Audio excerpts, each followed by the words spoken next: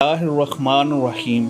रसूल अल्लाह सल्लल्लाहु अलैहि वसल्लम ने फरमाया, नाशुक्री औरतों को जहन्नम में ले जाएगी। आप सल्लल्लाहु अलैहि वसल्लम ने औरतों से वज़ की और फरमाया, औरतों सदका किया करो।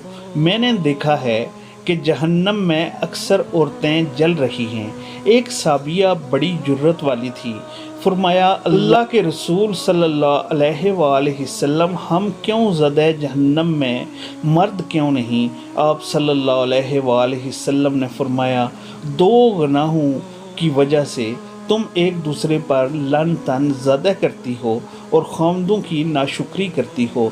सारी ज़िंदगी वो आपके साथ नेकी करे, जब मूड ख़राब हो जाए तो औरत क्या कहती है, मैंने पूरी ज़िंदगी तुझसे तो खैर ही पाई नहीं।